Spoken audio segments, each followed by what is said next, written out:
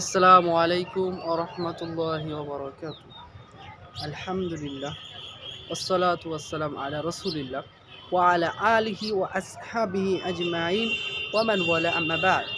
আউযু বিল্লাহি মিনাশ শাইতানির রাজীম। ফা'লাম আন্নাহু লা ইলাহা ইল্লাল্লাহ। সম্মানিত দিনী ভাই এবং বোনেরা, আজকে আমি যে বিষয়টি নিয়ে আলোচনা করব সেটা হচ্ছে পবিত্র কোরআন আল্লাহ সুবহানাহু ওয়া তাআলা যে কাফের মানে যারা আল্লাহ ছাড়া অন্য কারো ইবাদত করে, আল্লাহ ছাড়া অন্য কারো কাছে দোয়া করে, তাদেরকে আল্লাহ সুবহানাহু ওয়া তাআলা বিভ্রান্ত বলে ঘোষণা করেছেন। আল্লাহ সুবহানাহু ওয়া তাআলা তাদেরকে বিভ্রান্ত বলে ঘোষণা করেছেন। আল্লাহ সুবহানাহু ওয়া তাআলা বলছেন 46 নম্বর সূরা আহকাফ আয়াত নম্বর 5, সেখানে বলছে ওয়ামান আযাল্লু মিম্মান ইয়াদউ মিন দুনিল্লাহ মান লা ইস্তাজিবু লাহু ইলা ইয়াউমিল কিয়ামাহ ওয়া হুম আন দুআইহিম গাফিলুন। তার চেয়ে বেশি বিভ্রান্তকে যে আল্লাহ ছাড়া এমন কিছুর ইবাদত করে, আল্লাহ ছাড়া এমন কাছে দোয়া করে যার ইবাদত সম্পর্কে গাফেল, যা কিয়ামত পর্যন্ত তার ডাকে সাড়া দিতে সক্ষম নয়, যে তার ইবাদত সম্পর্কে গাফেল। মানে এখানে আল্লাহ সুবহানাহু ওয়া তাআলা বলছেন যে আল্লাহ ছাড়া যাদের ইবাদত করা হয়, আল্লাহ ছাড়া যাদের ইবাদত করা হয়, কোনো দরগায় হোক, কোনো মাজারে হোক, কোনো গাছকে হোক, আল্লাহ সুবহানাহু ওয়া তাআলা আপনি সৃষ্টির যে কোনো জিনিসকে যদি ইবাদত করেন স্রষ্টাকে বাদ দিয়ে, আল্লাহ সুবহানাহু ওয়া তাআলাকে বাদ দিয়ে, আল্লাহ তাদেরকে বিভ্রান্ত বলে ঘোষণা করেছেন। সূরা আহকাফ 46 নম্বর সূরার 5 নম্বর আয়াত স্পষ্ট। আমাকে বলে কিছু লাভ নেই। আপনি যদি আল্লাহ ছাড়া অন্য কারো কাছে দোয়া করেন, কোনো মাজারে দোয়া করেন, কোনো গাছের কাছে দোয়া করেন, আপনি হচ্ছেন বিভ্রান্ত। আল্লাহ সুবহানাহু ওয়া তাআলা বলেছেন, আমি বলিনি, আল্লাহ সুবহানাহু ওয়া তাআলা বলেছেন সূরা আহকাফের 5 নম্বর আয়াত। এবং যাদের ইবাদত করা হচ্ছে তথা যাদেরকে ডাকা হচ্ছে, কোনো বড় ওলি বুজুর্গ যাদেরকে এখানে ইবাদত করা হচ্ছে, তারা তাদের ইবাদত সম্পর্কে বেখবর। তারা তো মারা গেছে, তারা ইবাদত দেখতে পাচ্ছে না, বা তারা কি করছে বা আমরা কি করছি তারা দেখতে পাচ্ছে না, কারণ তারা হাজির নাজির নয়।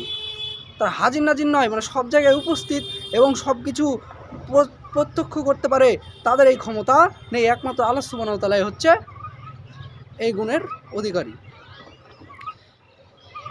তো আমাদেরকে বুঝতে হবে যে আল্লাহ সুবহানাহু ওয়া তাআলা এখানে স্পষ্ট করেছেন, এই কোরআনের আয়াত অস্বীকার করার কোনো সুযোগ নেই যদি আপনি একজন ঈমানদার হন। কারণ ঈমানদারের বৈশিষ্ট্য হচ্ছে যে সামিআনা ওয়া আতানা, আমরা শুনলাম ও মান্য করলাম। সূরা বাকারা 2 নম্বর সূরার 185 নম্বর আয়াত আল্লাহ সুবহানাহু ওয়া তাআলা বলছেন 46 নম্বর সূরা আহকাফ আয়াত নম্বর 6, যে মানে কিয়ামতের দিন এরা এদের শত্রু হবে।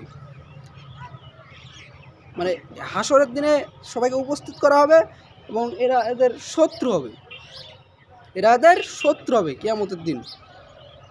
আল্লাহ সুবহানাহু ওয়া তাআলা এখানে স্পষ্ট করে দিয়েছেন। আল্লাহ সুবহানাহু ওয়া তাআলা বলছেন ওয়াইদা হুশিরান নাসু কানু লাহুম আ'দাআ ওয়া কানু বিইবাদিহিম কাফিরিন। যেদিন ওয়াইদা হুশিরান নাসু কানু, যখন তাদেরকে হাসরের মাঠে একত্রিত করা হবে এবং এরা এদের শত্রু হবে এবং তারা এদের ইবাদতকে অস্বীকার করবে, যে ইবাদত অস্বীকার করবে এবং শত্রু হবে। তো আমাদেরকে ওলি আউলিয়া বা যারা নেককার লোক কবরে শুয়ে আছে তাদের ইবাদত করা যাবে না, একমাত্র আল্লাহ সুবহানাহু ওয়া তাআলার ইবাদত করতে হবে। কারণ আল্লাহ সুবহানাহু ওয়া তাআলা 56 নম্বর আয়াতে আল্লাহ বলেছেন যে আমাদেরকে ইবাদতের জিন মানুষকে ইবাদতের জন্য সৃষ্টি করেছে, আল্লাহর ইবাদতের জন্য। আল্লাহ ছাড়া অন্য কারো ইবাদত করলে কি ভয়াবহতা আমি পূর্বের ভিডিওতে আলোচনা করেছি। আস্তে আস্তে ইনশাআল্লাহ আমার পর্বগুলি হচ্ছে, ইনশাআল্লাহ আপনারা দোয়া করবেন। ইনশাআল্লাহ আগের পর্বগুলো দেখুন, অনেক বিষয় খোলাসা করা হয়েছে। ইনশাআল্লাহ আকীদা বিষয় একদম খুব ভালোভাবে জানতে হবে। আকীদা বিষয়টি খুবই গুরুত্বপূর্ণ। আপনি যতই ইবাদত করেন, যদি আল্লাহ ছাড়া আর কারো কাছে দোয়া করেন, কোনো ওলি বুজুর্গ, কোনো মাজার, তাহলে আপনার ঈমান নষ্ট হয়ে যাবে। তো আমাদেরকে বুঝতে হবে এবং আবেগ দিয়ে নয় বিবেক দিয়ে চিন্তা করতে হবে। সকলে আমার জন্য দোয়া করবেন। আসসালামু আলাইকুম ওয়া রাহমাতুল্লাহি ওয়া বারাকাতুহু।